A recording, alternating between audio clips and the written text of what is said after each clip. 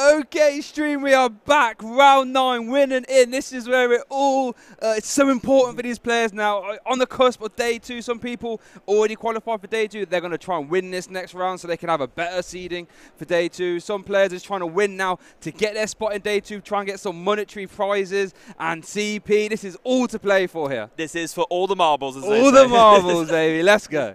So, this is where we are. Like you just mentioned, this is our last feature match for the day. This is the last Swiss round of the day. And there's some people, like you just mentioned, maybe they already qualified, so maybe they just want to get a better record for day 2 by taking one last win. But there are some people who are still on that cusp. It is 19 match points that you need to make it into day 2. So for those on 16 match points, this is your last chance. If you tie, you're both out. But if you win, you just sneak in. Yeah, this is where ties, for the most part, are irrelevant for round 9. Everyone, we only get to see one game here, but everyone's still playing here, all playing for the win. This is where we see aggressive play, balls to the wall, everything, just get that win in the fastest way as possible. Yeah, and to kind of explain why that is, maybe it might be a good idea for us to take a look at the day 2 structure, right? Just to give you an idea, just give you guys at home an idea of how this all works. So, like you mentioned, 19 match points will get you into day 2. So you get 3 match points for a win, 1 for a tie, and 0 for a loss. So 6 wins and 1 tie gets you there essentially at minimum. Yeah, and that's when you get into that day 2, that's where the prizing starts to ramp, right? Like, I think top 32 is the lowest you can get monetary-wise. So in order to do that, you have to get in day 2. And top 16, you get more money. And then top 8, that's the big one. Yeah, top 8, of course. Well, we should probably explain. So during day 2, there's actually 5 more rounds of Swiss that you play. Yes. So you play 9 rounds a day, and then it's 5 more, or even sometimes 6 more, depending on how many players there are. Size, yeah. And then that being the case, then out of that day 2 Swiss round, the top 8 players then advance into a top 8 single elimination cut, where then all 8 of those players play it out in a single elimination bracket to decide who will be the eventual winner.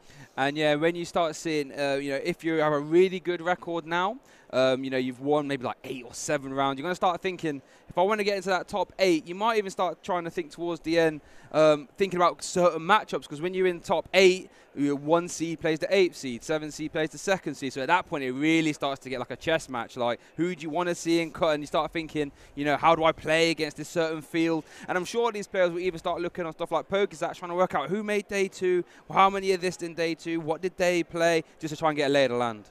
And it's interesting as well because some players actually opt a very different kind of approach when it comes to making day 2, because some players, when they have 6 wins, they might already decide to have an intentional draw and make it into day 2 that way. But some players actually have an opposite attitude. They think, okay, no, I actually want to secure as many wins as I can, because that means when I do make it into day 2, I have to win so much less in day 2 in order to actually make top 8. Yeah, and I think there's an argument for both, right? Like, you could argue, for the most part, playing on day 1 technically should be easier competition, should be easier to get wins, because when you get into day 2, there's going to be no freebies for the most part. You're going to play against good players no matter what. And I can see the argument both sides. Do you want to try and risk the potential? Because let's not make a mistake about it. If you lose in day 1 and you're trying to play for day 2 and you end up losing, you could knock yourself out of day 2. So it's a bit of a risk. Yeah, exactly. And some players, they do that. They kind of accept that risk, right? They recognize, I would rather not make day 2 than make it into day 2 and have a really, really hard time and not potentially even make top 8 and just play out more rounds for nothing. Yeah, and I think as the tournaments get bigger in size, that's where seeding into day 2 can really matter. Not settling for the 6 wins. No. Trying to get the 7s and the 8s even, or in some crazy scenarios the 9s even, just winning every single. We have seen it before. We have. I think did Connor Finton do it when he won the region? I believe so. I think he did. And also Joe Bernard recently done it with Rapstrike Malamar as well.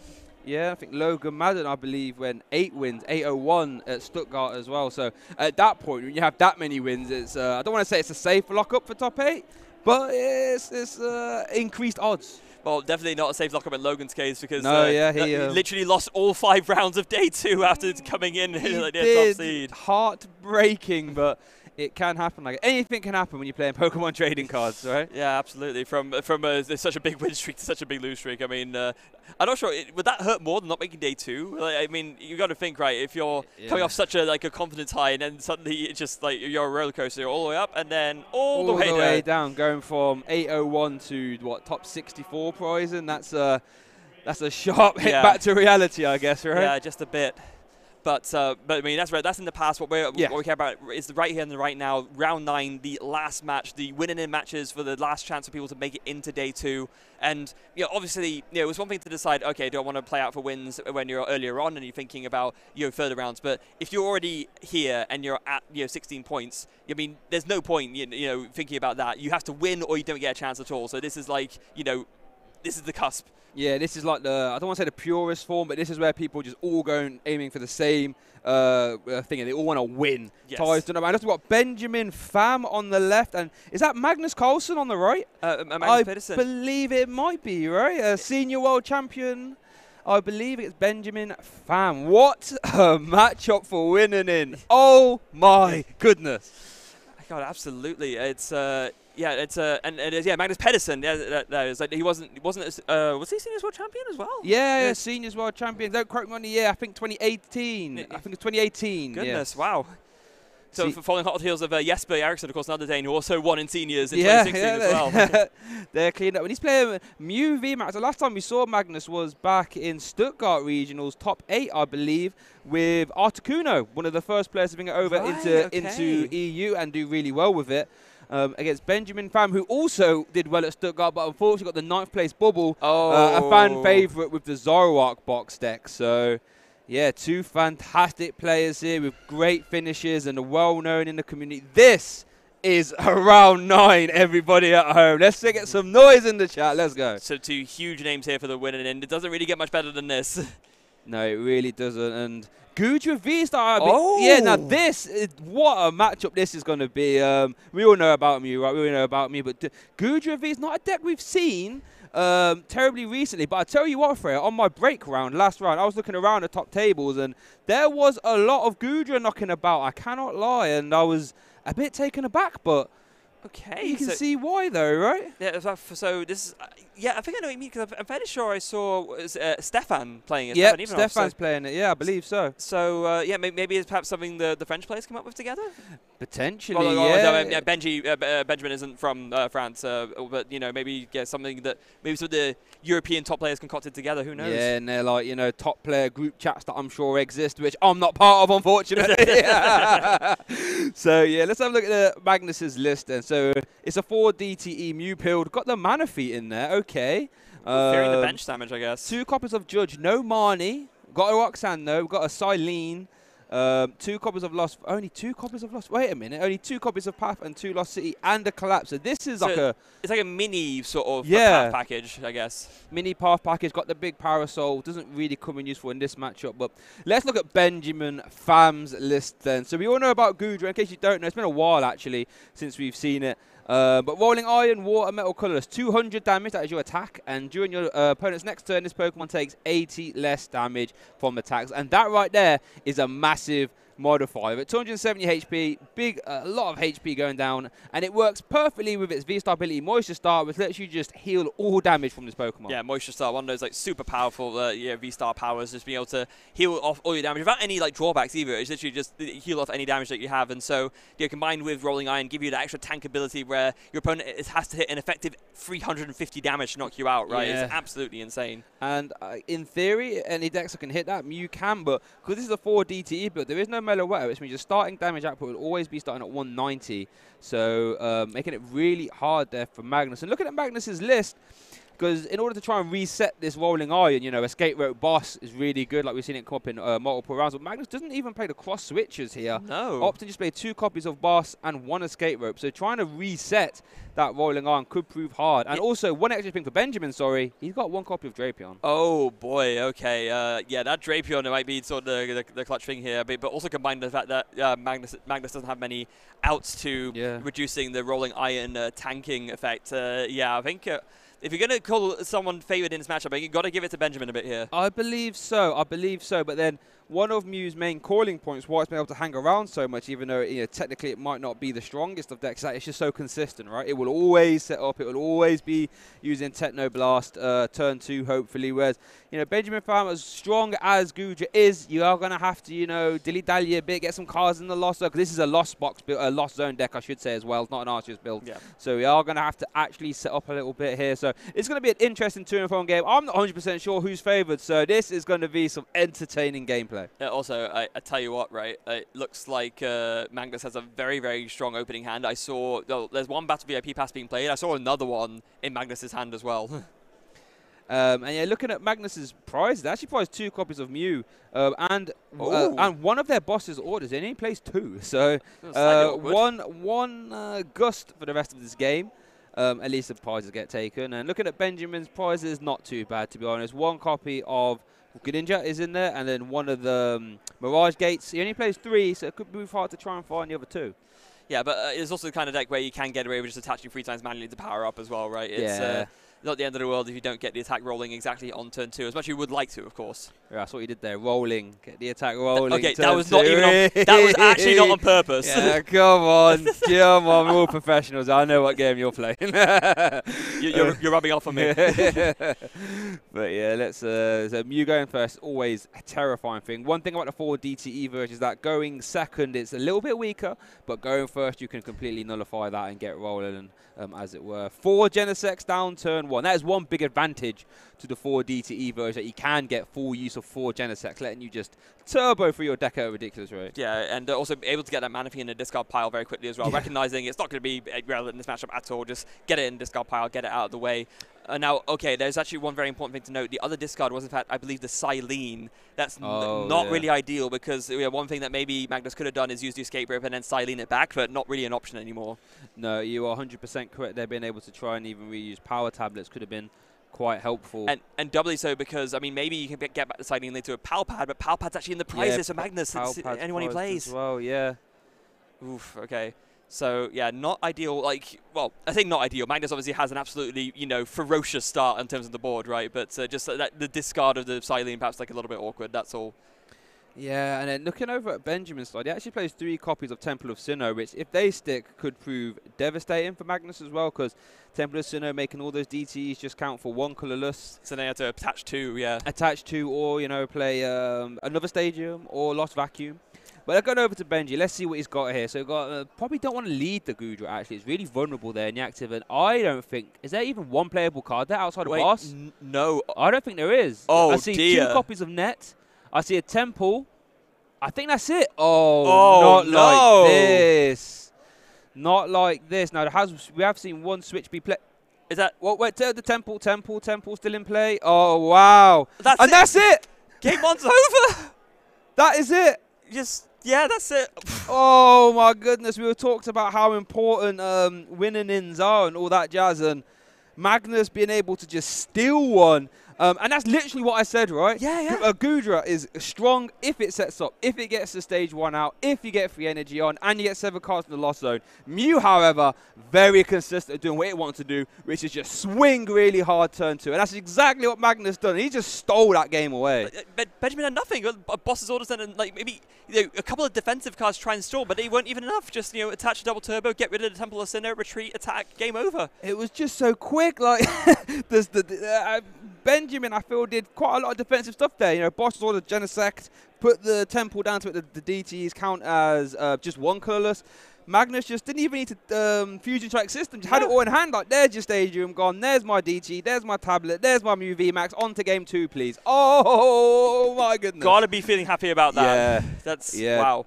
So if you're Benjamin here, you got to recover from the shell shock a little bit, right? You gotta think, okay, that just happened. Sure, okay, but I know that I have a solid game plan against this matchup. I have plenty of time to play 2 games, and I know I have the confidence and the ability and the resources in my deck to win those 2 games. 100%. Like we said, Benjamin has a ton of outs to Mew VMAX. Has the Drapion, has Temple of Sinnoh. Once Rolling Iron gets going, that's going to be an irritant for Magnus to deal with. So there are options for Benjamin. Yes. But that is just the nature of the beast, though, when you're playing these sort of set-up-y kind of decks against a deck which is just turbo. That's always going to get set up. But yeah, wow, what an impressive game there. Magnus just saying, no, closing that door down, saying, stop that. And a senior world champion is now currently 1-0 in this best of 3. Yes, and got to be pretty happy about stealing that win as well, because although Magnus doesn't quite know it yet, Benjamin's deck is very well equipped to deal with Mew. There is the Drapion in there, like you mentioned. The Gudra in and of itself is a bit of an irritant to deal with alone, just because 350 is a very hard number for Mew VMAX to hit. So there's definitely a lot to be said, I think, in this instance for like Magnus just really, really happy, grateful for that. Yeah, definitely stole one there, not really having to, well, I wouldn't say work too hard, but just getting a sneaky little win there, and he must be feared on top of the world there for sure. Yeah, no kidding. So, you know, I think it's important to mention as well that although we said, oh, Magnus was a champion in the seniors division, he has not been a slouch ever since winning that World Championships. He has so many other titles to his name. He actually won the regional in Jönköping as well that was a few seasons ago. That was the one at DreamHack, I remember. Yeah, and top 8'd Columbus as well with Zap Beast, I imagine that is, and yeah, lots of. That was the 2019 NAIC. Yeah, 2019 NAIC, I should say, yes. So no stranger getting a senior world championship win and then taking names in the Masters division as well. And he is currently 1-0 up. So it's all up to Benjamin Pham here. A win or go home scenario now. Has to win this game if he wants to come back and compete for that top 8 slot. All that prizing and potentially some money as well. He has led the Gudra. Probably not what you want to see in the active, to be honest. No, probably not. It's, again, you want to be leading with Comfey, right? You want to get those fast selections going early. You want to build up your loss zone, but starting with Gudra, it's really not what you want to be doing. So that Comfey coming straight away from the quick ball.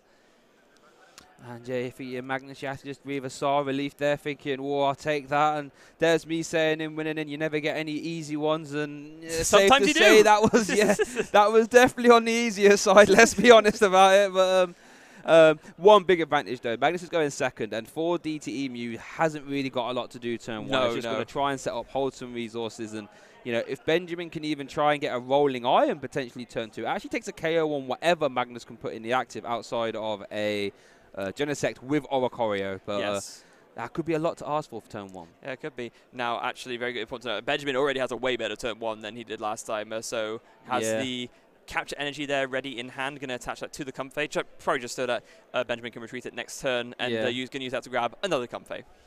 Yeah, and there's a chorus in hand there. There is a boss, so you know, instantly a much better start for sure for Benjamin there. Even just having access to that chorus, something they didn't have last game, and I think we're going to see the retreat now, get another flower selecting. Yeah, actually, that's a good point. Yeah, you can just do it this turn to get another flower selecting down. It doesn't even want to wait until next turn to do that. Marnie and was that Mirage Gate? No, I think that was Roxanne Mirage Gate actually. Oh no, it was Marnie. Okay, my bad. Didn't see what the other card was. Yeah, didn't see what it was. I think it was a Mirage Gate, though. Another Gudra going down. Or was it might have been a scoop one, actually. Yeah. But either way, found much better start, right? Yeah, much better. And now, let's see, can Magnus get that same explosive start that he did during Game 1?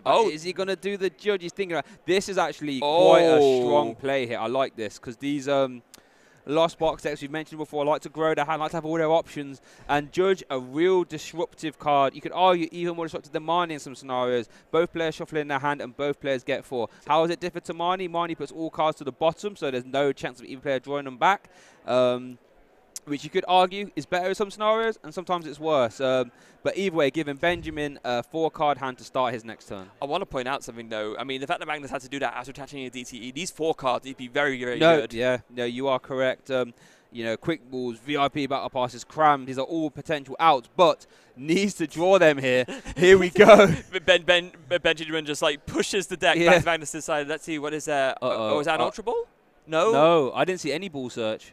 No, it's a Forest Seal Stone. Forest Seal Stone. No, yeah, you can put it onto a Mew V. Yeah, you can, and it does work. A real interesting include from you, giving you half a Star Birth, right? A tool card, letting you grab any card from your deck with the Star Alchemy ability, I believe it's called. Now, that Forest Seal Stone is one of the cards that I think it just breathed new life into all the Mew archetypes. The fact that it was a deck that had no access to any kind of V-Star power anyway. So suddenly the fact that you have this tool that now gives it a very usable and very relevant and insanely strong V-Star power just makes this deck even stronger than it already was. Yeah, and it's really interesting the way the interaction it works with Path to the Peak, meaning you can actually use this under Path to the Peak, giving you an out to Path to the Peak, or even if you are a Path to the Peak Mew deck, letting you search out Lost Vacuum or anything like this under the path so you can get rolling again with your Genesect. So. Yeah, it's an important thing to explain actually, because I think it's one that when you think about the ruling, at first it doesn't make sense, but it actually kind of does in a way, because the way what Path to the Peak says is that each Pokemon in play with a rule box has no abilities, but the ability isn't on the rulebox Pokemon; it's on the tool card, and it's an ability that the Pokemon V is using from the tool card. So the Path to the Peak actually doesn't get rid of it. Yeah, no, it's a weird one. When you sit down and think about it, it does make sense. And I wonder if that's one of the reasons why Pokemon want to change the ruling on tool cards, because they don't want to have, you know, Star Alchemy to be searched via, you know, Irida, for example. Yeah, I think it's more just like a general thing, right? Because, you know, tools have been their own kind of class of thing for so long. It kind of makes sense in that way to just, you know, make them their own thing, even because otherwise they're all just like items, but with like a kind of own special classification. So, yeah, it's just one of those things. Obviously, not relevant for this tournament, something to think about for the future, but it is kind of interesting how that's the direction it's been going in. Speaking of interest, and not something you see every day, is make sure only during I want to use Billy Marcus here. Yes. We don't see Manaphy in play too much from you, and we definitely don't see Genesect with a choice belt on it. So that Manaphy means Magnus will be drawing one less than is in play. So yes, we'll only be drawing up to 4 now, not to 5. Yeah, but I think Magnus had to do it right because his hand was too full of cards, so he had to bench Manaphy down just to get cards out of the hand. No, this is the sort of Mew hands I'm used to seeing, not the best. Now this is actually quite troubling because there's only one Mew in play. Mew only has 180. So it's going to have to retreat it, which means it is a boss's orders target, and we know Benji has that. Yeah. So it's going to retreat, and what do you go into here? I mean, it's probably just Manaphy, right? It's got one retreat. If it gets KO'd, you're completely fine with that. I think it's got to be the choice. Okay, I'm back over to Benjamin. That is, I don't want to say a weakness, but a downside to 4 DTE. Your turn 1, all you're doing is setup. You are vulnerable. Like, if Benjamin can somehow get a KO on that Mew V, this game is probably over. Now, it would be hard to do, but, you know, stranger things have happened. Let's see what happens. So I think Benjamin's main problem is a lack of dig right now. He's gone for the 1 flower selecting, but finds a Temple of Sinnoh and a Goodra V-Star, but nothing really else to draw, it looks like. Just has an escape route to maybe go for a 2nd flower selecting, though. And that's actually pulls double duty because it means that Magnus now can't just send up the Manaphy as cannon fodder. Exactly, and I guess Benjamin does play Cramorant as well. Yeah. So and there's a Mirage Gate plus a Water Energy. I guess you. Oof. If he finds a quick ball, he could use Drapion to get rid of the Mew, right? That is true. Yeah. Yeah. I don't think I see one though. No. Flowers lets him get rid of a water. Flower. Is there?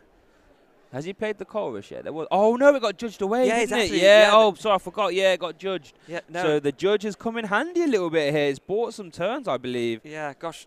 Yeah. Look at that. Like comfy in hand, and then the hand is Mirage Gate, Goodra, Boss's Orders, something else. Like yeah. Benjamin's actually got nothing going. Yeah, he's checking disc up. Not a whole lot there, and. Was that an Oricorio in the hand? This is really interesting. Yes. If you go down Oricorio, that means you haven't got a spot for another Mew, right? No, so which is really not ideal. Yeah, that the Manaphy being down really screwing up. Here we see a boss's orders. What does it go into? Probably one with the Parasol. Okay, fair enough. I mean, get rid of something that might be relevant. I mean, it won't be relevant later, but you know, just get rid of the thing with the tool on it, I guess. I'm gonna say, does it stop glistening droplets? I don't think it does. So a big crafter wouldn't even stop that, I think. Actually, no, it would. It's an effective attack, isn't it? It'd have to be in the active. So. Like if it's in the active, you probably don't want to be using glistening droplets. But I guess, but yeah, if it's in the active, then yeah, it would. But it'd be a very awkward. Wow. Okay, and Oricorio comes down. This is. Does he play like a scoop up net or anything? Anything to remove? No, he doesn't. No. So I mean, you wouldn't. It wouldn't make sense to play scoop up net just for like 1 Manaphy, no, right? So yeah. So this is one of the more weird Mew board states you'd ever see, but. 2 tabs. I think up to. Oh, now you can't put the path down. Well, surely. No. Well, we need to draw cards, right? Here we go. These are some important cards here. What was that? UV Max. Oh, wow. Yes. Woo-wee! Last chance saloon there for Magnus. That was Arceus is smiling down on him. Very important find. And now of course, Magnus can take the first KO of the game because the power tablets will make it enough to get the KO. And all of a sudden, the pendulum of power is swinging. Magnus has taken prize cards. Benjamin, we know. Oh, he top decked a Colress, though. Oh, that's perfect. Top decked the Colress. We know that there's a... what's it called? Mirage Gate in hand. This could be a good turn to get Drapion out as well because we know Magnus can't respond immediately. And then you can even try and boss KO a Genesect on the back of the Drapion. So I wonder if that's what we're going to try and see. So 2 more in the lost zone. Radiant Greninja plus 2 energies to hand. Actually, pretty solid there. Going to be able to attach one from hand and also do some discard and draws with the concealed cards, of course, on the Radiant Greninja that was just found. Should be able to find everything he needs, I think, at this point to get himself going. So yeah, start things off with concealed cards, discarding the Metal Energy. Going to draw 2, hopefully find some... finds another Metal Energy and a Raihan, it looks like. No. I don't think he can get to the Drapion. I don't see a way. But surely he can get to the Hisuian Gudra V-Star, though, because he has it in hand and he can Mirage Gate. Oh, are they in hand? The Hisuian Gudra definitely is. And I think I think there's a Mirage Gate there, too, so yeah, he can still Rolling Iron. Oh, okay, fair enough. Just getting a bit worried there for a second. Yeah, I think, no, you are 100% correct. Yeah, Lost Zone is now at 7, so we are going to see the Rolling Iron, 200 damage, I assume. We've seen a Rolling Iron. Oh, although, actually, on second thought, I'm not sure if Benjamin has a way to retreat this Comfey looking again. I think there's a Scoop Up Net in hand. There is? Okay. I think there was. Okay, if there's a Scoop Up Net, then Golden Goose, you just pick up the Comfey and then go into the Gudra and go for Rolling Iron, which I think he'd still be very, very happy with. Yeah, no, that's great. I mean, we know this Mew now has to play musical chair so it can even attack. It is. Yes, yeah, there it was. You were absolutely right. So Scoop Up Net, pick up the Comfey, and then maybe consider... Oh, actually, going to go to another Comfey. Must have another... you must have another switching option at that point, right? Or either that, or maybe he's okay with not attacking with the Gudra this turn, potentially? Was that Raihan? I think the other flower selection was the exact same. Yeah, it was. I think it was the same one twice in a row. Well, at least the choice for what to put in the Lost Zone is easy. Has he got energy to attach from hand? Maybe he has, but he needs to attach from hand and then also have a way to retreat the Comfey, right? That's why. Yeah, because he could have opted to just Scoop Up Net into the Hisuian Gudra V and then evolve to the V-Star, attach and attack, but he opted not to do that. Has he definitely got V-Star in hand? I thought I saw it. Oh, yeah, that's it there, isn't it? Yeah. Whoa, okay, so... You could argue being a little bit greedy there going to the second Comfey and potentially now losing the chance to attack. And I don't think it's completely end of the world because Magnus has to like play double switch or rope switch or anything like this to even a Techno Blast. But it would have been nice to get some damage on the board, how I feel for Benji. Yeah, I think so. Now not really an option anymore. So that's just attach and then pass to the Comfey in the active. Yeah, interesting. I wonder what he knows though. There must be a reason for him going to the second Comfey there. Yeah, it's like we always say. Sometimes the players know things that we don't, right? So you can't always can't discount anything. Now Magnus, believe it or not, can actually get a KO here. Like what he needs to do is got oh, that's his discard part. Okay, sorry. He needs to vacuum his own Forest Steel Stone, attach a choice spell, and get his other 2 power tablets, and then bring up the Hisuian Gudra. That would do it. Definitely possible. Let's see what we can manufacture. We see 2 Mew Vs. We see an Ultra Ball. Tell you what, if that Ultra Ball gets with 2 Mew Vs, you are really hoping that this 1 Mew V max can go the distance. Yeah, but no. Oh, getting rid of Path as well. I think that makes sense. Not the VIP pass, interestingly enough. You think that'd be an obvious discard? Yeah, maybe opting to hold on to that in case you draw into a Cram. Oh, so okay, that's a good point, actually, yeah. It feels weird. It's a player sometimes when I play Mew as well. It feels super weird to like not Ultra Ball away the VIP, but then it does become a Cram out on the back of it's like one of the best things to discard of a Cram as well, isn't it? So that's a very good point. Yeah, so this is going to be a big turn because Magnus needs to actually like jimmy around the active a little bit with some switching cards or Escape Rope Boss or any combination of those. Yeah, there is a potential for an insane wombo combo turn here. It's just a matter of whether Magnus can actually find it. So you could even argue just a KO on the benched Gudra V could be fine. Or just going down to 2. Yeah, that's true, actually. Yeah, then maybe even taking 2 1-prize knockouts along those lines. Let's see what he... So we see a first Genesect. Yep. And how many is that for? I didn't see how many. 1. Oh, my, I need you a Mew V. Oh, good grief. Oh, we do see a Sarline in the hand, though. Wait, actually, no, the Sarline wasn't there before, was it? Maybe that's what he drew. Or, I'm not sure now. No, he did draw a Mew V, you're right. Yeah. Okay, but actually, but Sarline can still be good. It's not bad. That's a heads. Okay, 1. What do you take here? Tablet? Might have to be Ultra Ball. This hand is very clogged. It might have to be Ultra Ball. Yeah, that's the awkward thing because if you take the Ultra Ball, then that actually can thin some cards out. But if you take the Power Tablet, then that means you can actually get the KO with just Power Tablets. Oh, but no, but you can't boss anymore, so it actually doesn't matter because you played Silene. Yeah, so I think as sad as a turn as that looks like, I think it's the 100% correct one. Yeah, I think you're right. get cards out of your hand. So and then he draws it off the and now the turn continues, right? Yep. So then Ultra Ball now discarding the VIP and another Mew. Still got one Mew in hand, so yeah, obviously wanting to make sure that he has another one to put down eventually that can evolve into another Mew VMAX. But this is definitely a bit of an awkward spot for Magnus here, I would say. Yeah, and this can happen when you play Mew. And this happens a lot more with Fusion Mew that does this style, but where your hand is just weird. Yeah. It happens a lot more than you think, and you end up Fusion Strike system for like 1 or 2, and you used to just, turbo through during 5. And of course, the other problem here for Magnus is that because he used Technoblast last turn, he actually needs a way to switch this Mew out as well. Yeah, so he needs to find like a switching card. DT, Genesect. Oh, interesting, he didn't attach that before actually. Because he could have attached that before and actually drawn a few more cards. Yeah, maybe just trying to... Okay, what have we got here? Oh, I see a Rotom Phone, I see a switch card, so we can attack at least. Okay, yeah, switch card, very important find, so he can at least get another prize this turn, which I'm sure he would very much like to do. Does go for the Rotom Phone as well. Can't draw any more this turn with the Genesect, but can set up a perfect top deck for next turn, which is also still very important. Yeah, I think you probably take... Yeah, either Cram or Quick Ball, I imagine. Probably Cram, yeah. Tell you what, though, if Magnus just takes a KO on this Comfey, that Drapion becomes real live next turn, because if Magnus hasn't got a UV down, you know full well you're going to be rolling from there. Yeah, so... It's a very good point, actually. So I wonder if that's what Benjamin could be lining up. But then equally, Rolling Iron, just get that online as well. Yeah. Force Magnus to switch around again on the back of this Technoblast. So yeah, so it's going to have to be then a retreat of the Mew and then switch. And then switch cart, yeah. Yeah, back into the Mew. So that will reset the can't attack restriction that Technoblast normally gives you. And then we'll be able to use Technoblast to take a knockout on this Comfey and take the third prize. I wonder if Magnus will put the Lost City into play, or would you rather hold it in case the Temple of Sinnoh comes down? Because I know Magnus knows he plays it.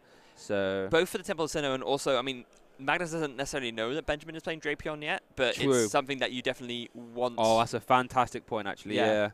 And maybe okay. So Magnus opts not to put it down, but I think that's probably because he just doesn't know. Or maybe he does know. So he might think that the Lost City is worth saving because he thinks maybe Benjamin might play Drapion. Yeah, or you could also say since 3 DTs are attached, you cannot afford to have a Temple of Sinnoh last any longer than immediately 1 turn. So this is super interesting here. Rolling Iron could be a good move. I really, really like a Drapion here, though, as much as it pains me to say. You never hear me say that often, but I think Drapion's really good right now. Yeah, so starting off the turn with the Power Sleds, that's a Temple and a Colrus, I believe. Yes, it is. So concealed cards finding. Oh, concealed cards, sorry. Yeah, concealed cards have 2 very good finds. And now Flower Selecting. Switch, probably switch, right? Yeah, I don't think you need an extra comfort here. Your Lost Zone already has enough in it for anything that you care about because it's Mirage there. Oh, right. All right, so is this going to find the Drapion? You got to think it is, right? Yeah, there it is. Oh, goodness, I hate that card so much, but it's so effective at slaying Mew VMAXs. And this is a huge problem because, of course, Magnus wasn't able to get a Mew V down because of having to put down that mana fee. Benjamin's going to KO this Mew VMAX now, and Magnus is going to be left with, honestly, kind of nothing. Yeah, this Dynamic Tail doing 190. What makes this even more scarier is I think Benjamin has a boss's orders. Yes, he does. So this Drapion can KO this Mew, eject it, take 3 prizes. If Magnus puts out another Mew, you can then boss KO that, or even just KO a Genesect, and this Drapion can take, 5 prizes very easily unanswered. And you have to imagine at that point, Gudra can definitely just close the game out. Yeah, I think that Magnus is basically just completely stuck, right? Because I mean, even if I don't think you need to worry about having the Gudra to finish things off because Magnus just can't evolve this. Benjamin has the boss orders already. Okay, there's the judge. Oh, okay, clutch judge there, just closing the door on that boss. How many boss orders does Benjamin play? Only 2 copies, so might struggle to draw back into it. But no matter what, that Drapion will be able to attack again, right? So. I mean, maybe Magnus retreats into the mana fee. That's probably the card you want to give up the least, I guess. But yeah, I mean, maybe you do, but at the same time, do you want to give up another energy discard? Because I mean, your energy resources are very precious. Your Silene's already gone. Your Pal Pad is prized again, so you can't use that to get the Silene back to get some energies back. I'll tell you what, actually, I tell a lie. The Oricorio puts the Genesect out of range, but the Mew VMAX obviously will still get the Mew V. You couldn't go after a Genesect. No, you probably not the correct target here anyway. So maybe Magnus chooses to put Yeah, there's no universe in which you don't go for the Mew V, let's be honest. No. Alright, so we see a cram away, a big charm. Big charm, wow, so it's not a guy you see every day. Yeah, players are one off here, but again, not really useful for protecting the Mew against the 6. Drapion. Wonder what this takes here. Does he play his own path? He could play your own path here to stop the Drapion as well. Yeah, that also works. Turning off that ability, was it Wild Style, I believe it's called? Not the worst idea, although it does stop you from drawing your own stuff, so I think that's probably the debate that Magnus is having, whether that might be a little bit too risky. Yeah, you'd rather draw into that at last. You'd rather take it as your last thing, but maybe you can take it and then, I don't know, just hold it, but then, because I think that's what he's doing, yeah, because he's gone for it, and then he's going to quick ball away the last Genesect and fail that, and now, yeah, he can draw a bunch of cards and then just finish things off with the pass at the peak, which I think is completely fine. Yeah, I think that's because you just can't let this Drapion attack again, really. That would be horrible. We have to try and make that as hard as possible, and path to the peak. It's just asking more questions here. Can you replace this stage? We see one stage is already in the lost zone, I believe. Yeah, one's there, so maybe this path can stick. But then, maybe Benjamin could be fine there just to play a switching card and start rolling iron. That's a very fine maneuver here in this scenario. Let's see what Magnus draws into of this Fusion Strike system. Oh, I see a Rope, I see a VMAX, and a Rotom Phone. Pretty solid, actually. So Rotom Phone can go ahead and look at the top 5, and as long as there's a double Turbo Energy here, there isn't, though. Well, I think we've seen 3, right? There's only 1 left now. Yeah. So finding that, maybe that could be the correct cram target because you've only got 1 of them left. No, but at the same time, if you attach it and then you don't find your path, then you're completely donezo anyway. So I think it's one of those things where you guarantee having that because at the very least you know that you can end your turn on that and kind of sort of help yourself to, like you were saying, ask more questions of Benjamin to stop him from being able to KO your one thing that can still attack. No, yeah, you are correct. And yeah, this is looking dicey. That mana feed coming down really biting Magnus here, because if that mana feed was a Mother Mew V, you'd be okay. Yeah, but again, he had no choice, right? Yeah, had no choice, had to. So there's the extra 1. Lost Vacuum. Okay. Oh, okay. Don't mind that. You can at least get rid of the path next turn, right? Yeah, and maybe that's what you're thinking about. So path down, and then... Yeah, now you just wait, right? Because you've got the Vacuum in hand, so you know that next turn you'll be able to draw more cards and find the double Turbo Energy. I think maybe the Vacuum was actually, that was like the one thing that he was really looking for, so that he could pull off this play in the best way possible. Well, what's in Benjamin's hand after that Judge then? Oh, I think I saw a Stadium. I think I saw a Collapsed. Or Temple Sinnoh, rather. Yeah, there is one. No, it's a Chorus. Okay. It does look like a temple. It does look like a temple. Yeah. So we see a Rope. You could argue not that bad. You'd rather give up this. But what the Rope does mean is that rolling iron. Oh, and the boss! This is orders! Oh my goodness gracious me, Benjamin Pham. Has Magnus even got another Mew V? I don't think he has, right? Well, it doesn't matter. It's a concession anyway. Wow. What around Benjamin Pham, evening it all up here in this winning in scenario. Exciting time. There's plenty of time for a game 3 as well. So we are going to get a conclusion here for this best of 3. And actually, I think this is a very good time to point out sort of the difference between advantages and disadvantages between Judge and Marnie. Yeah. If that Judge had been a Marnie, there would have been very, very unlikely, unless there was a deck shuffle found, that Benjamin would be able to redraw it. But Judge, because your whole hand gets shuffled into the deck and then redrawn, you can redraw the cards that you had, and Benjamin did. Yeah, drew back the boss, and that was a crazy turn there. Evening it all up. Drapion proving how valuable it can be against the 4 DTE build, being able to just take 3 prizes unanswered and really forcing stuff from the Mew player, putting path in play. You don't really want to be doing that, but you kind of have to, right? And just all the interesting text that we saw from Magnus, like the mana fee and other weird cards, and kind of came back a little bit in a consistency there. So it's all to play for here in game 3. Yeah, interesting you mentioned specifically against like the DTE build. Do you feel like Drapion is not quite as relevant against the Fusion Strike build, in your opinion? Because most of your fusion games you end up leading with Meloetta, you have like at least a 1 prize defense. Oh, okay. You can always try and Lost City it with a Meloetta instead of having to throw a 3 prizer up. But there is counterplay to that. You can just really hold the Drapion so you take 3 prizes with it. But yeah, I see what you mean. There's like more options to like play around the Drapion with the Fusion Strike build than there is for the double Turbo Energy build. Yeah, yeah. But then you could also argue that 4DTE plays Path, which you could argue is a better route as well. So peaks and valleys with it, as it were. But here we go. Win or go home for these players. One of these people will be in day 2 tomorrow, and the other one, unfortunately, will be watching the stream from home. But here we go. Looks like Magnus is starting. Actually, Benjamin finally leading a comp phase. Oh, wow, yeah. Although Benjamin has prized his Drapion. Oh, no. Okay. So it is at the bottom of the prizes. So, you know, if he takes the prizes in normal order, he will get it like quite quickly, I guess. But wait, is that... Oh. That is going to have to be a Forest Seal Stone for a VIP hand. There's no quick balls there. There's no searching. Oh, yeah, that's... Oh, dear. I mean... Oh, that's rough. I mean, okay, I say rough. I mean, Forest Steel Stone turn 1 for VIP pass is fine. Yeah. Like, you know, you're not really too concerned about... If that's your opening, I think you're feeling okay at least. The problem is, because there was no playables, though, you can't even go Genesect and start drawing cards. This is going to have to be a Genesect and a Mew, I believe, just so you can try and start playing the game next turn, because there wasn't any playables outside of, I think, maybe one... Lost Vacuum, which you could argue can get rid of Forest Seal Stone and 1 card out of hand, but you're still not going to be drawing that many cards this turn. Oh, yeah, no, that's pretty rough. It's I didn't quite get a look at how the hand was. Okay, we can see now. Oh, it's double Mew VMAX. So I think that's a Rotom phone. Rotom phone. I think there might have been a Silene and then I think a Lost Vacuum in there. So you're going to have to get the Mew, because if you can't draw cards, you have to prioritize getting the Mew down. Yeah. And I think, was that a pass? Yeah, yeah, looks like it. I mean, to be fair, you want to get a Mew down turn 1 regardless, because you want to be able to evolve into the VMAX. Yeah. Otherwise, your deck isn't doing anything. No, but you'd rather try and go Genesect, draw, then get down a Mew, not just... You know, Magnus has only discarded 1 card this turn, and that was a VIP pass. Yes, so... And they're going to give that deck a good shuffle. We have plenty of time for this game 3, so I think we're not too worried about this finishing in a tie. I think one of these players will more than likely be winning and moving on to day 2, so we're not as worried about that. We're just going to see who it's going to be. Is it going to be the former senior world champion, or is it going to be Benjamin Pham? It's going to be one of them. And look, it looks like it wasn't a pass, actually. So here we see the Rotom phone, which is a very nice card in this scenario, letting you know, put 1 to the top. And was that another Rotom phone?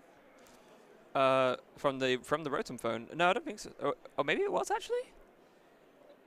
Hopefully we get a look. Will we get a look? Okay. I didn't see it. It looked like it was a blue background. I'm not 100% sure. It might have. Maybe it wasn't. Maybe maybe you can draw 1 card and then you want to try and phone again. Try and find another battle VIP pass maybe. I'm not 100% sure if Magnus can draw some cards. He's to get a better look at his hand. Maybe as like Lost Vacuum to get rid of something that can draw 1, in which case you might want that 1 to then be another Rotom phone, so you can, you know, quite possibly try and Genesect again. And so yeah, Rotom phone's a card we haven't actually seen too often in the Mew decks anymore. It sort of fell out of favor. And okay, switch guy. Yeah, so we know there are some playables, I should say. You're not gonna be able to draw a ton of cards here. Yeah, and actually it's gonna do, like I said, vacuum his own. Forest Seal Stone, getting rid of all of the Mew VMAXs as well, and now there's 2 in hand, so you can draw 1. Now you can draw 1, which I think was another phone. Oh, it was a quick ball. Okay, it was a blue background. Yeah, you're absolutely right. So this is really solid. Quick ball, going to be able to discard the Silene. Power Pad finally not prized, so he can get back the Silene this time. Back. And now Magnus have a little look through his deck, gets a Genesect, and now we can start seeing some decent Fusion Strike systems here where you're drawing for, 2, 3, it's not even 4, maybe even 5, 6 cards at a time. Yeah. Which is what you want to see. Yeah, absolutely want to see that. There's no Manaphy clogging up the bench this time either, so we're going to be able to hopefully fill up the bench with all Fusion Strike Pokemon and eventually build up to the full 6, which I'm sure Magnus would love to get to. Yeah, you don't really want to be knocking about with non-Fusion Strike Pokemon. I know there's been the was it modern technology build where you play the 1/1 Aerodactyl. So I haven't really tried out too much, but you really want to be drawing a ton of cards, and you don't really want to be messing about with non-Fusion Strike Pokemon. No, not really. So 1 Fusion Strike system already used. Number 2 coming in for 3 cards after the 1 card hand. Tablet phone. I didn't see the other card, but I don't think it was very good. But here we see a Rotom phone. Does this find a battle VIP pass? Doesn't look like it. Does he a Cram? No. A Cram and an Ultra Ball, a double turbo energy. I don't think there's an energy in hand currently, so maybe you get the double turbo to hand just so you have the evolution and the attack ready to go. Yeah, there's definitely an argument for that. Or do you play it riskily and try and go greedy and Cram for a VIP potentially, or Cram for nothing? Looks like. Oh, he's going for Cram. Oh, you risky geezer! I'd love to see it. He's thinking about it. Yeah, this is what you got to do winning in game 3, baby. No risks. All risk, I should say. Oh, wow. Here we go. And I guess actually in this scenario, if Cram was a Tails, you can at least get cards out of your hand to try and draw, next turn, try and get cards out of your hand. But if it's heads, battle VIP pass, and then you draw even more cards and get your 4th Genesect, another Mew, and then you're rolling. The polar opposite to last game, having the super ideal board set up there. Yeah, no kidding. So, now, one more Fusion Strike system available to Magnus. I don't think there's any way for him to currently get more, more playables out of his hand because, yeah, it's all stuff. I think he'd rather preserve the power tablet for later. He could play it if he wanted to, but no, just going to go for the Fusion Strike system, drawing one. Does get a tablet. Oh, yes. Here we go. It is. It's a Tails! Oh. No, well, that's the risky take there in a winning scenario game 3. And there's the pass. Right, let's see what Benjamin can manufacture. Big parasol off the top. Nothing too crazy. We see the Greninja. There are some copies of basic energy there. Mirage Gate. Is there a play? Is there a supporter there? I don't think there is. So this concealed cards could be game to fight. That is not the supporter you want to see in this scenario. It is a supporter. But yeah, that's not quite the right one. Oh my goodness. Oh, is it happening again? If both players just taking it in turns to dead draw, as it were. Wait, we'll get one more flower selecting. Maybe that will help. Oh, but that's not that's not the supporter you want. I love the enthusiasm here from Lissandra and Raihan, but that's not the one we need. We need Colrus. Come on, Colrus. Yeah, that's not great, unfortunately. Does Benjamin even take the right hand? Okay, he does take the right hand. Yeah, because you assume someone's getting knocked out next turn. So. There is a quick ball. There is a quick ball at least. Okay. Yeah, it's got the Parasol. Yep, not really relevant here in the slightest. And now he gets his first deck search. Yes, so have a look through. He'll see that the Drapion is unfortunately prized, which, honestly, if it wasn't, there's a very good argument to like go for it right here because you just KO the one Mew and then you leave Magnus with just like nothing but Genesect, right? Oh goodness, Drapion can do turn 1. Yeah, it can. That's ridiculous. Yeah, and actually I think that might be the way Benjamin's holding his head in his hand a bit. He's thinking, okay, he's thinking maybe at least I can go for like a Drapion knockout, but no, can't even do that. Oh no. We've all been there before, haven't we? Where you do the deck search and you think, no, that can't be right. You do it again and you're thinking, wait, let me check my hand again. No, not there. Let me check the deck one more time. And yep, it was prized. Yeah, happened to me a lot. Unhappy days, as it were. So. Yeah, you're right. Yeah, the Drapion here would be wrapping them up, right? Well, yeah, because I mean, it means Magnus would have to spend another turn benching like 1 or 2 Mews because he wasn't able to get a second one down. So yeah, it would completely deny Magnus of any chance to attack. Yeah, Benjamin he's probably thinking, right, get the Drapion out here, I'm in day 2, I can start thinking about matchups, and wait a minute, all of a sudden. Nope. Drapion is hiding in the price. The players are looking at talking about the judge? Yeah, well, there's some kind of discussion going on. Not quite sure. We'll have to wait and see what's going on here. He didn't flower select him twice, did he, or something? Because there's 2 cards in the lost zone.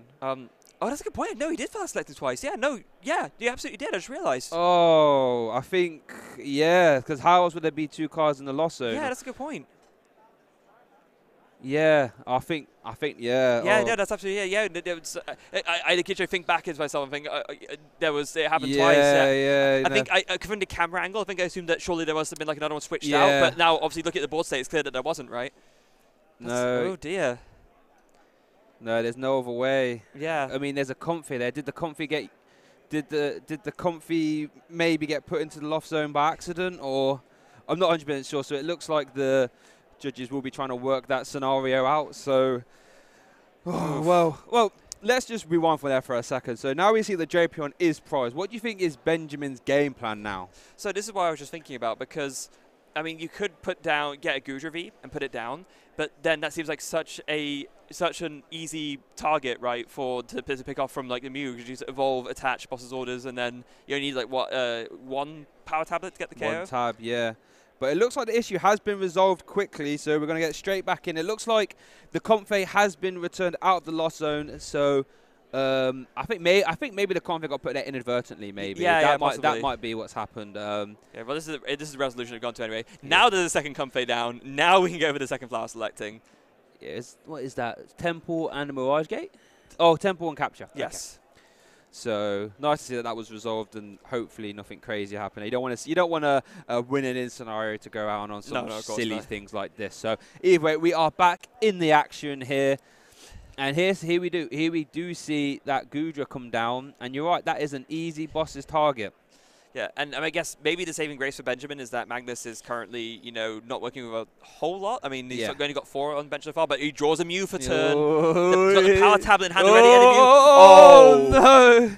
Here we go, the Fusion Strike systems, baby. This is for full 5 cards. We're going to see DT boss. That's what we're looking for here. All the marbles. Here we go.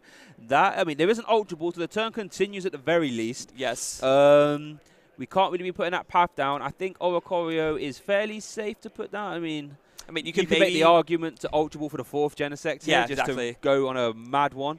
But decided not to here. Decided not to. So I guess, you go Ultra Ball, discard those 2, grab nothing, and then put down Lost City and Fusion Strike System again. Yeah, I think that's what it's going to have to be. We've still got 2 Fusion Strike Systems. We've got Crams as well. We've seen 1. There's 1 in the prize. There's still 2 Crams left. And it looks like, Magnus just needs DTE, really, and the boss's orders to, I don't want to say win this game, but take a commanding go lead. Ahead at the very least, yeah. But this is really interesting. Magnus does only play 2 copies of boss and no cross switches, so I'm going to have to try and find this boss the old-fashioned way. We normally see Mew VMAX playing, 3, sometimes 4 copies of boss, and especially DTE Bill playing cross-switcher. Yeah, but not in this instance, opting for other things to fill out the space instead. So, but now there is the full complement of 6. Here we go, Fusion Strike System for 6. We want to see DTE boss, or at least that's what Magnus wants. There's a DTE! What? It was a judge! It's 1 out of 2. It was a Wait, judge. there's a Cram! Was it a Cram? Yeah. I think there's a Cram-O-Matic, so you can... Wait, was that Cram? No, it's Choice Belt. We do see some cards that you can get rid of here, though. We do see a Quick Ball, and he drew into the 4th Genesect. Really annoying there. Yeah, so Quick Ball, Genesect. Freya, it's all going to come down to this final. It's going to come down to the final Genesect. We've all been there, Mew players. Come on, we've been there thinking, can this last Genesect take us home? Oh my goodness, here we go. Is this a well-trained Genesect, everyone? We're going to be seeing 4 cards, I believe. I don't think any of them are playable in the hand. So, there you go. Last Fusion Boss's orders! 1, 2, 3, 4. It's a Cram! Oh my god! It's a Cram! It's going to come down to a coin flip. Oh my god! Here we go. Heads or tail? It's tail!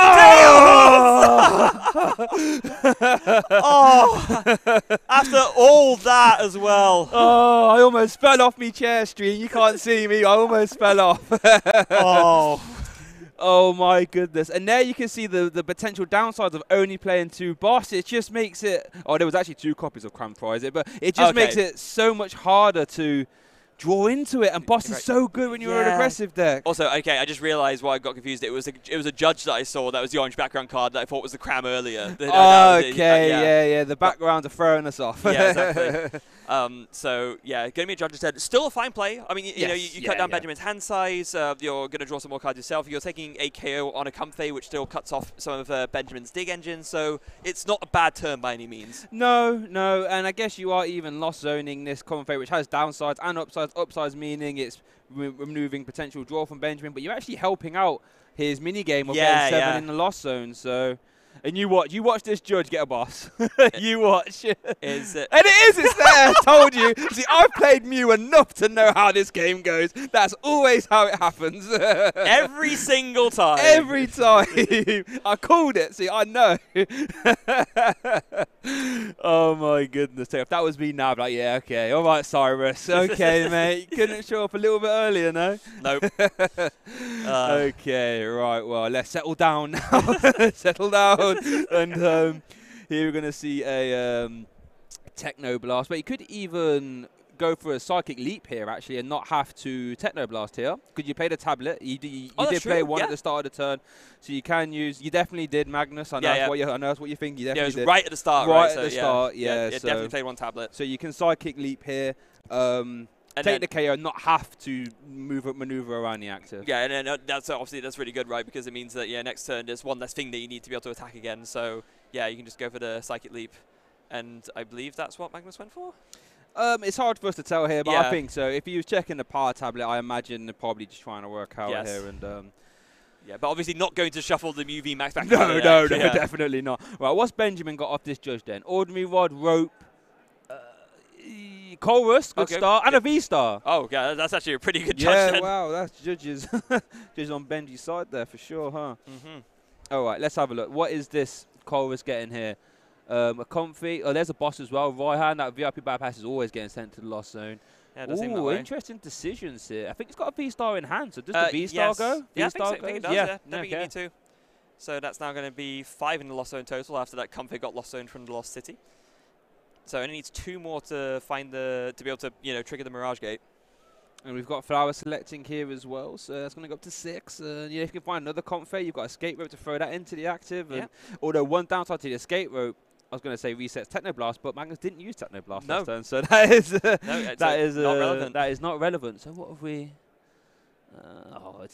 There's not a Comfy in hand. Oh, there is. No, you are right. Yeah, you are correct. Because I think Benjamin doesn't even have an escape, well, not an escape rope. Doesn't have a Mirage Gate right now, so you kind of have to go for this regardless. Just go for an ordinary rod first. Just gonna shuffle a couple of those energies back. Yeah, just getting them back into that just in case. You don't want a Mirage Gate with no energies in there. That would be sad times. Although you think maybe if he's going for another Comfy, surely you do that afterwards because that way you're more likely to hit the Mirage Gate off of the off of the flower selecting. Yeah, unless he's trying to manually draw into copies of energy here, maybe. But yeah, no, you are correct. Min-maxing would suggest that maybe you would go the other way around, but maybe you know something we don't. Temple. I think that was another boss. I think it might have been boss. Yeah. Was it? Was it a Cyrus boss? No, but I don't know if he plays mismatching ones because I mean we see the Lysander one in the hand. No, it was switch. Yeah. So it evolves into Desurian Gudra V-Star and punches the Comfy that was just picked up with the scoop up net. Maybe has a Cramorant in the hand as well, so maybe just going to finish off by going for the spit in his name. No, just going for the pass. Okay, don't mind it. Now back over to Magnus, not having to maneuver around the active, test the boss's orders. I don't know. So he's got choice belt, right? So you start off at 190, choice belt goes up to 220. So what? 2 more mods, 2 more tablets you need to try and get a KO on this Gudra. Let's see. And that one's tails as well. I think I'd rather that one be tails as well. Don't be heads now. Yeah. I wanted you heads last time. Rub it in. Actually, okay, just going back a little bit, I just had a thought around why Benjamin might have put in the 2 energies back with the ordinary rod. Maybe Benjamin actually wanted to make it more likely to draw an energy with the flowers to attach manually. Yeah, I think that might be correct. And okay, so no power tablets there. We do see. Oh wait, was there a tablet? Or was that a judge? They look so similar when you're flying through the deck. Yeah, important to note that Magnus said we also should have drawn attention to. Actually, had the boss's orders, so he could actually bring up this Hisuian Gudra V-Star. Maybe try and dig for a KO here. Yeah, just needs 2 tablets, I believe, right? Yeah, 2 tablets to get there, which would be a really strong position. Because if Benjamin can't take that Draper out the prize and loses Gudra, I do not see a way for him to win this game. No, this could be a very sort of crucial moment for the Magnus to try and seal it. 3 damage modifiers will do the trick. Yeah, we've already got 1. So just 2 more tablets. But how many have been played? Was it 1 or 2? I think it was only 1. Is it only 1? Okay, here we go. Big draw cards here. Oh, no. I mean, you don't want to see that. No. So you can... they've already attached DT as well. So none of these are even playable. You don't want to put Path down. That's about as rough a draw as you could have asked for. Yeah, going to have to ultra one of them away along with so frustrating. Yeah. And I believe that was a collapse stadium that was discarded as well, because obviously you don't want to put down the collapse, because you're drawing less off the Genesect. Yeah, both the stadiums there you don't want to put down. So it's coming down to this last Genesect again. Double tablet! No! I mean, there was 1 as well. I think there might have been 1. No! Oh, it was a Palpad. You could... do you put down... How many Benjis on 7 in the lost zone? So... Okay, actually putting down this path is very important because that means that Benjamin can't Moisture Star to just heal off his damage. Can't Moisture Star and can't Greninja as well. So here we see the Psy lead. No, we don't. We see the Power Pad for the Psy and a boss. I mean, worst case scenario, this is still a Technoblast into the Gudra, which forces that Rolling Iron to come out next turn. And realistically, you want to force the Moisture Star. If neither of those things happen, Magnus can very easily steal this game, depending on what's in Benjamin's hand. But yeah, absolutely. So here we go. Technoblast going to be doing a 220, I think, because there's no power tablet played, right? So yeah, it could be 6, 6, 6, and 3, or 4 rather. Yes, I can maths. A-level maths, remember? Yeah. It's not just me. Okay, so we see a temple. Oh, so we see a stage replacement actually. Yes, there is a temple of Sinnoh. So we can see the Moisture at the very least, but I don't think this hand supports. There's no energy. There's no Mirage Gate. Here we go. This is going to be a pretty big concealed cards and Marnie. Marnie ordinary rod. We could even see the escape rope to try and start flower selecting, but then you are resetting the Techno Blast at that point, and yeah, but I also think you probably just don't have a choice, right? You yeah, need to dig for stuff. I wonder what Magnus promotes here. Does he promote the Mew V? Benji said I always promote this no matter what. I'm intrigued to see what Magnus promoted there. Looks like I don't know. Would it or quite open for a Genset? Okay. Do you want to draw something? Do you want to draw attention to something very important here? There is only 1 minute and 25 seconds left on the clock. Oh wow, that's gone quick. Yeah, it has. We were saying about how this game went in a tie, right? They got plenty of time, but look, it's actually only 1 minute left, and both players have only in between the two of them, there's only been one prize taken on Magnus' side. Oh wow, yeah, that could come back to bite both players. We did see the Moisture Star get used, by the way, as well, so that Gudra is fresh. Here we see a flower selecting on the back of Omani. Do we see a Mirage Gate? That might be one, actually. No, it was a Gudra and a Roxanne, yeah. Neither of which particularly helpful. So we just see the manual attachment onto the Gudra. And yeah, time. Oh no, you don't want to see time in a winning in. That's quite sad, actually. Although, okay, Magnus does have it under boss's order, so going to bring up the I saw at least one power tab. There's 2 tablets in his hand. Is there? Oh no, it was a big parasol. So it's funny. So many of these cards have like really similar color backgrounds when you look at it. It's stressing me out. There was one. He's got it. He's got it. And he's going to be playing lightning fast. He wants to take prizes as quickly as possible. Yeah, you need to take prizes as quick as possible. So. Oh, Temple! He doesn't have the counter! Oh, no. Oh, and he's played the tablets. Did he announce the attack? I think he might have done, going by the reaction. Oh, not like this. Oh, you tell he's frustrated at that one. Yeah, wow. And you know what? It's so easy in these scenarios. You just think I need to win. Not only win, I need to win fast. You're just thinking heat of the moment. Heat of the moment. I think I've got tablet. I've got the boss, and we just forgetting about the Temple of Sinnoh there. I don't think Magnus even had a response in hand either. So he can't even be like, can I? I think he maybe could have like drawn one with. I think he had a couple of Genesects left. Maybe 1 2. So maybe could have drawn something. But obviously in the enthusiasm of the moment, just oh, I've got the attack. I've got the KO. But just forgetting about it. It's such an easy thing to do. And I'm guessing by the body language here and the fact that the Gudra V-Star is still in the active, that no attack has been used and the power tablets have been used. So I think, unfortunately, the window of opportunity for Magnus to win this game has sealed shut there. Exactly. So again, just to clarify for the folks at home, the way it works officially, once you declare your attack, you're in the attack step. And then, if you can't attack for whatever reason, you notice that you don't have the energy or there's something blocking you, then you essentially you can't move back unless your opponent lets you, essentially. But it's up to, it's kind of, that's not the way it works. Officially, you're in the attack step and you can't back out once you declared your attack. Yeah, and in that scenario, because Cross Fusion Strike couldn't have been used, there wasn't necessarily energy, you can't use Max Miracle, there was no attack to be used, so Magnus unfortunately has to just pass it over. We've all been there. And we even see the rolling iron coming out here from Benjamin, turning up the dial. Yeah, but again, then Benjamin has no way to take enough prizes to win, so, it's a kind of, obviously you play it out just because that's how you do it, but don't really see a way for either player to make it back here.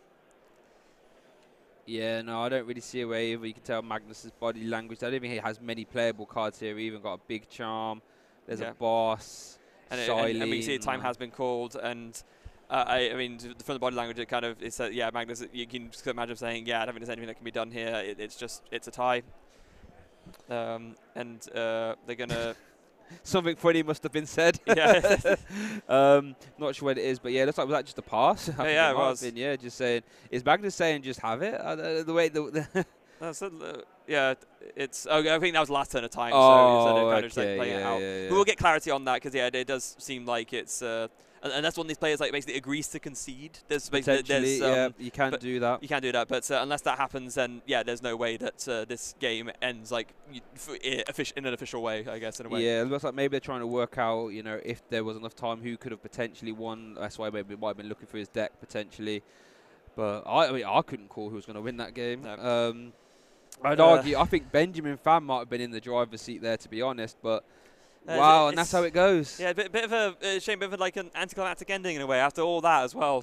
Yeah, after all that, Turbo Game 1 and then Game 2 coming down to the wire. In Game 3 looking like Magnus had the big KO, and then the Temple, that's cheeky Temple of Sinnoh coming in. Normally there for the most part for the Lugia matchups, right? But equally catching Mew in the crossfire, and Wow, what a round, what a round. Yeah, what a round indeed. And what a day it's been as Yeah. well. We have had so many incredible feature matches over the course of these last nine rounds. It feels like every single time I come to an event, I find myself saying the same thing, that, wow, you know, this tournament's really been even better than the last one. But especially because, you know, there's, you know, when you get into like the late stages of a format, sometimes you might think there's a few less surprises. You might think there's not as much that you can come out that will take you by surprise in that way. But, I mean, there has been over the course of today. Yeah, there's been plenty, you know. We've seen Art Duraludon doing well. We saw, you know, Lost Boxes doing well. We saw Louis Gears doing well. Just all manner. We've seen Mew on stream now as well doing well. And we saw Gudra even, you know. Gudra getting to win it in Sonora. I'm not 100% sure how that match played out, but